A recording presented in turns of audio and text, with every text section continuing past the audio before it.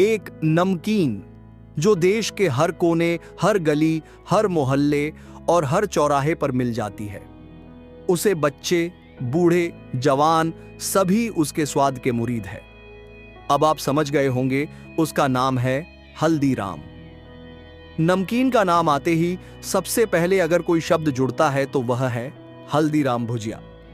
तो दोस्तों, आज हम जानेंगे हल्दीराम भुजिया की कहानी, कैसे एक लड़के ने छोटी सी दुकान से नमकीन का व्यापार शुरू किया और फिर उसने अपनी मेहनत के दम पर इतना बड़ा बिजनेस बना दिया कि आज भारत ही नहीं, दुनिया के कई और देश में भी इनके प्रोडक्ट बेचे जा रहे हैं। दोस्तों, ये कहानी है एक नमकीन का जो बीकानेर की गलियों से निकलकर अरबों के ब्रांड बन गया।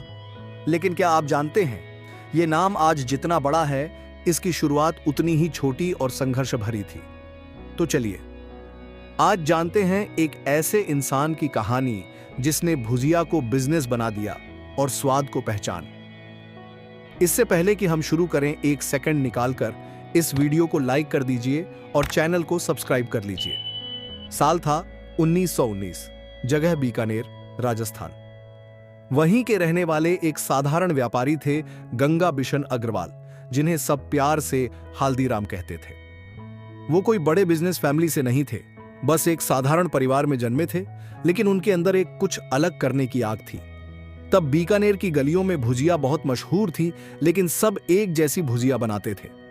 हल्दीराम को लगता था, अगर स्वाद में कुछ नया कर दूं तो शायद लोग मुझे याद रखें। यहीं से उन्होंने शुरू किया अपना छोटा सा एक्सपेरिमेंट। उन्होंने पारंपरिक भुजिया में मूंग दाल मिलाई, मसालों को थोड़ा बदला और एक नई रेसिपी तैयार की, बीकानेरी भुजिया। उनकी बनाई भुजिया इतनी कुरकुरी, इतनी स्वादिष्ट थी कि लोगों की जुबान पर बस एक ही नाम चढ़ गया, हल्दीराम की भुजिया। धीरे धीरे उनके पास लाइनें लगने लगीं। लोग कहते, भुजिया चाहिए तो केवल हल्दीराम की। लेकिन दोस्तों, सफलता का रास्ता कभी आसान नहीं होता। एक छोटे शहर में रहते हुए उनके सामने कई चुनौतियां थीं। न मशीनें थीं, न बड़ा पूंजी निवेश, बस परिवार की मदद और हिम्मत थी।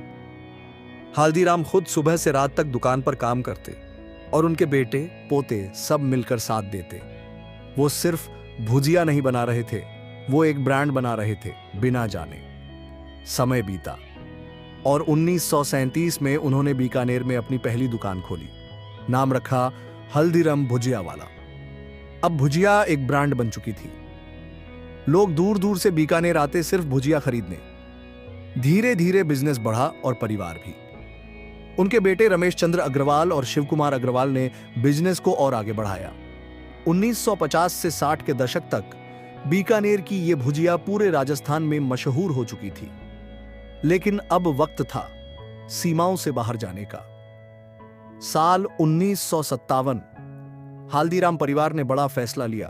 उन्होंने कोलकाता में अपनी नई दुकान खोलने की ठानी। सोचिए, एक छोटा बीकानेरी ब्रांड अब मेट्रो सिटी में एंट्री कर रहा था। वहां के लोग भुजिया को ज्यादा जानते नहीं थे, लेकिन स्वाद ने सबका दिल जीत लिया। धीरे धीरे हल्दीराम भुजिया वाला नाम पूरे कोलकाता में छा गया। यहां तक कि अंग्रेजी अखबारों में भी उनके विज्ञापन छपने लगे। लेकिन दोस्तों, हर बिजनेस की तरह यहां भी संघर्ष आया। परिवार के भीतर राय अलग अलग होने लगी। किसी को एक्सपोर्ट करना था, किसी को नए प्रोडक्ट लाने थे, किसी को मिठाइयों में हाथ आजमाना था। 1950 से 60 के दशक में परिवार के हिस्से बंट गए। बीकानेर, नागपुर और कोलकाता तीनों जगह अब अलग अलग हल्दीराम चलने लगे। पर मजेदार बात यह रही, तीनों ने अपना अपना नाम कमाया और तीनों ने स्वाद से कभी समझौता नहीं किया। दोस्तों, यहां से एक बात साफ होती है, जब आपका प्रोडक्ट लोगों के दिल में जगह बना लेता है तो नाम, जगह या लोगो मायने नहीं रखते।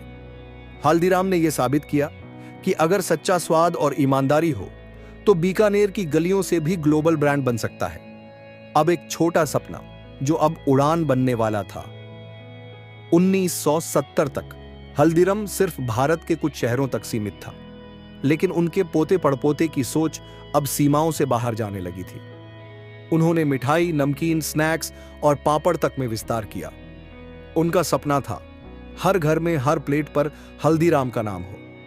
और दोस्तों, यहीं से शुरू होता है असली खेल, जहां बीकानेर का स्वाद भारत की पहचान बन गया। जहां एक छोटे से बिजनेस ने इंडस्ट्री का बादशाह बनने की राह। बीकानेर की एक छोटी दुकान से शुरू हुआ यह सफर अब दुनिया के 80 से ज्यादा देशों में फैल चुका है। लेकिन वहां तक पहुंचना इतना आसान नहीं था। यह कहानी है संघर्ष, परिवार और भरोसे की। वो भरोसा जो आज हर भारतीय रसोई में हल्दीराम नाम से बसता है।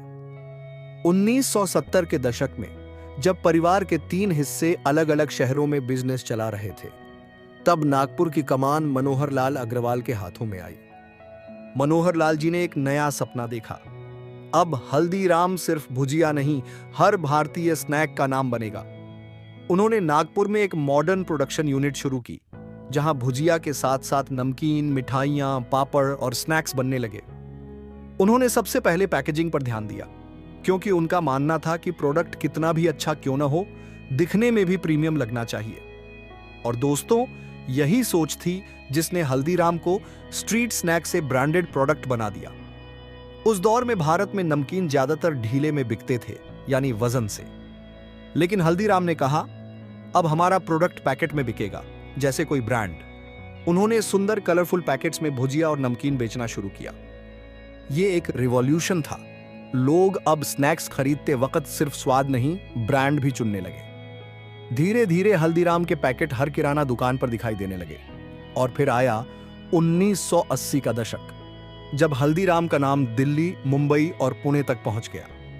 1980 के दशक के आखिर में हल्दीराम ने बड़ा फैसला लिया। अब भारत से बाहर जाना है। उन्होंने सबसे पहले मिडिल ईस्ट और अमेरिका में अपने प्रोडक्ट एक्सपोर्ट किए। वहां रहने वाले भारतीयों ने इस स्वाद को हाथों हाथ लिया। उनके लिए हल्दीराम सिर्फ स्नैक नहीं था, वो घर का स्वाद था। धीरे धीरे विदेशी सुपरमार्केट्स में हल्दीराम्स इंडियन स्नैक्स नाम से शेल्फ लगने लगी। और ये वो दौर था जब पहली बार किसी भारतीय पारंपरिक फूड ब्रांड ने इंटरनेशनल लेवल पर पहचान बनाई। हल्दीराम ने सिर्फ भुजिया तक खुद को सीमित नहीं रखा। उन्होंने अपनी मिठाइयों को भी हाई क्वालिटी प्रोडक्ट्स के तौर पर लॉन्च किया। रसगुल्ला, राजभोग, गुलाब जामुन और सोन पापड़ी जैसे प्रोडक्ट्स के टिन पैक लॉन्च हुए।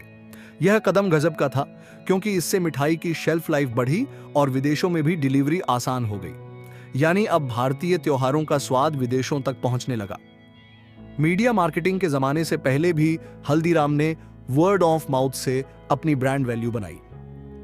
उनकी टैगलाइन लोगों के दिलों में बस गई, स्वाद भारत का। क्योंकि यह सिर्फ एक लाइन नहीं थी, यह भावना थी। 1990 के दशक में हल्दीराम ने एक और बड़ा कदम उठाया। उन्होंने सिर्फ प्रोडक्ट नहीं, बल्कि एक एक्सपीरियंस बेचना शुरू किया। दिल्ली, नागपुर और कोलकाता में खोले गए हल्दीराम्स रेस्टोरेंट्स लोगों के लिए त्योहार जैसे बन गए। अब लोग सिर्फ भुजिया नहीं खरीदते थे, बल्कि पूरे परिवार के साथ हल्दीराम खाना खाने जाते थे। इंडियन स्नैक्स, चाट, मिठाई सब एक ही जगह। इसने हल्दीराम को एक इमोशनल कनेक्शन दे दिया, जो किसी भी मार्केटिंग से बड़ा था। 2000 के बाद मार्केट में कई बड़े ब्रांड आए। पेप्सिको का कुरक्यूर, आईटीसी का बिंगो और बालाजी जैसे रीजनल प्लेयर्स। लेकिन हल्दीराम का कॉन्फिडेंस कभी नहीं डगमगाया, क्योंकि वो जानते थे कॉपी स्वाद की हो सकती है, लेकिन भरोसे की नहीं। उन्होंने नए प्रोडक्ट लॉन्च किए, आलू भुजिया, नवरत्न मिक्स, काजू मिक्सचर, चाना जोर गरम और बच्चों के लिए मिनी समोसा जैसे क्रिएटिव स्नैक्स। उनकी स्ट्रैटेजी साफ थी, हर उम्र, हर स्वाद, हर मौके के लिए कुछ ना कुछ होना चाहिए। आज हल्दीराम सिर्फ एक कंपनी नहीं, बल्कि एक फूड एम्पायर है। इसका सालाना टर्नओवर 10,000 करोड़ रुपए से ज्यादा है। 1500 से ज्यादा प्रोडक्ट्स, 80 से ज्यादा देश और हर दिन लाखों ग्राहक। दिल्ली, नागपुर और कोलकाता की तीनों यूनिट्स अब भी अलग अलग कंपनियां हैं, लेकिन सभी एक ही विरासत को आगे बढ़ा रही हैं, बीकानेर का असली स्वाद।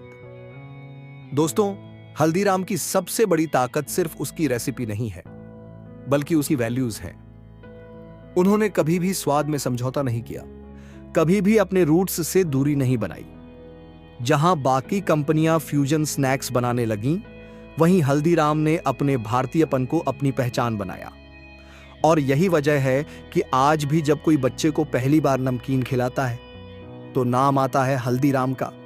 हल्दीराम की कहानी हमें यह सिखाती है कि क्योंकि सफलता कभी रातों रात नहीं आती, वो आती है हर दिन किए गए छोटे छोटे ईमानदार कामों से। बीकानेर की गलियों से शुरू होकर कोलकाता की दुकानों, नागपुर के कारखानों और दिल्ली की रेस्टोरेंट्स तक एक परिवार ने साबित कर दिया कि स्वाद सिर्फ पेट नहीं भरता, ये पहचान बना देता है। तो दोस्तों, अगली बार जब आप हल्दीराम की भुजिया खोलें तो याद रखिए, ये सिर्फ नमकीन नहीं है, ये 100 साल पुरानी मेहनत, एक परिवार की लगन और भारत की कहानी है। दोस्तों, हल्दीराम का सबसे पसंदीदा प्रोडक्ट आपको क्या लगता है? कमेंट करके ज़रूर बताइए और वीडियो को लाइक कर दीजिए और चैनल को ज़रूर सब्सक्राइब कर देना।